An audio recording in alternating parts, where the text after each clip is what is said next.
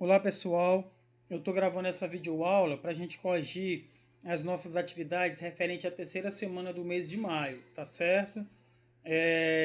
Atividades terceira semana de maio, né? A primeira é a leitura das seguintes páginas do livro, 106 a 111, então eu imagino que todos tenham feito, né? A outra atividade, copiar e responder a atividade da página 107, ponto de partida. Então, a questão era o seguinte: observando o mapa da distribuição da população brasileira e os gráficos sobre a evolução da população urbana e rural, em qual contexto você se situa? Entre a maioria que vive na zona urbana, né, ou a minoria que vive na zona rural? Então, o mapa está aí, tá? É o mesmo mapa que está lá no nosso livro didático, vocês podem observar. Então, a resposta é o seguinte: com a maioria, né? Já que a maioria está localizada na área urbana, né? A maioria, todos nós, a maioria, né, vive nas zonas urbanas, tá certo? Então, vamos lá para a próxima atividade, era o exercício, responder com base na leitura das páginas 108 a 111 do livro.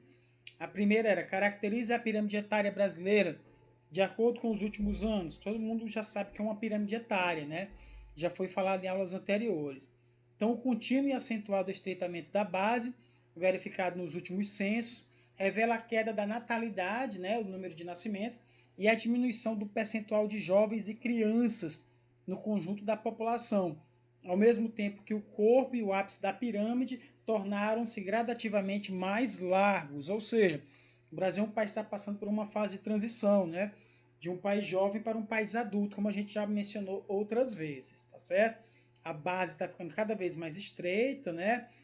O meio da pirâmide mais largo e também o ápice, o topo, ficando mais largo, já que as pessoas estão vivendo mais.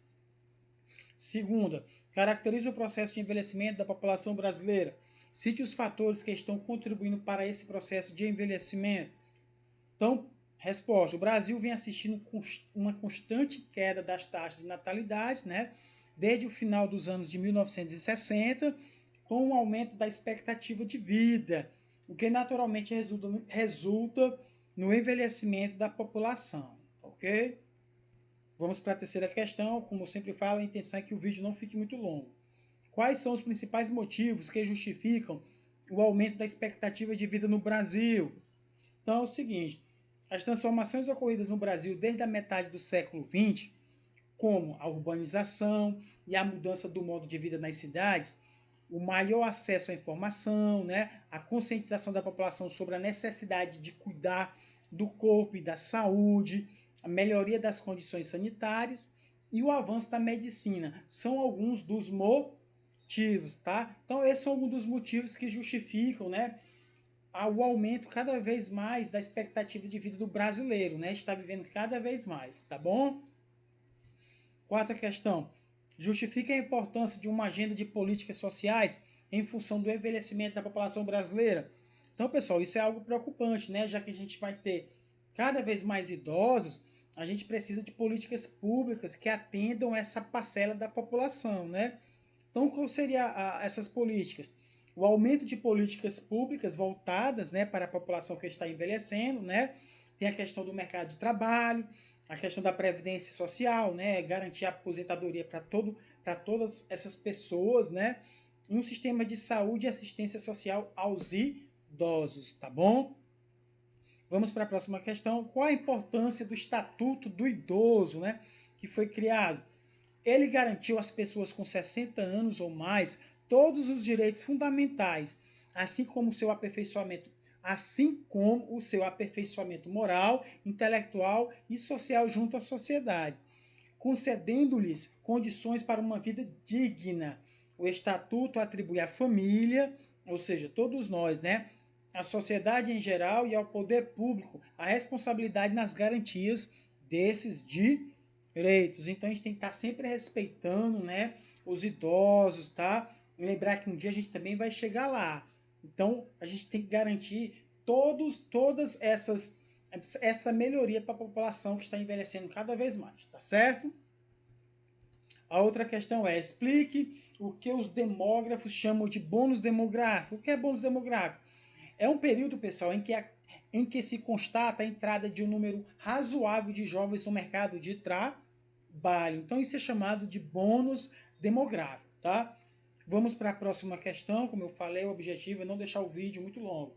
7. Explique o conceito de razão de dependência na nova fase demográfica que se apresenta no Brasil. Então, é o coeficiente comparativo, né, que mede a relação entre os indivíduos potencialmente dependentes de uma nação, crianças e idosos, né, em relação à população ativa, ou seja, a população adulta, e voltada para o mercado de trabalho. Então, isso é o que se chama de conceito de razão de dependência, ok? Deixa eu ver o tempo aqui, 5 minutos, então vamos lá. 8ª, cite algumas das novas características da nova realidade familiar brasileira do século XXI. Então, pessoal, com essas mudanças que vêm ocorrendo, né, nós temos a nossa família tradicional, mas também estão havendo mudanças, né? Que mudanças são essas? Então, eu coloquei para vocês um crescente número de pais divorciados, né? A questão da diversidade sexual dos pais, hétero e homossexual, guarda compartilhada dos filhos, né? Fatores aliados à queda da fecundidade, ou seja, as pessoas estão tendo menos filhos, né? Ao envelhecimento da população, né? Ao adiamento dos casamentos, as pessoas esperam mais, né? E da maternidade. E a maior participação das mulheres no mercado de trabalho. Ou seja, então hoje as mulheres, elas como ingressam no mercado de trabalho, elas estão se programando, né? Tendo filhos cada vez mais tarde, tá? Então, vamos para... na realidade, a gente acabou de encerrar, então, né, essa primeira parte das atividades da terceira semana de maio, tá? Eu agradeço a vocês que ficaram aqui, acompanharam. Então, até o próximo vídeo. Valeu!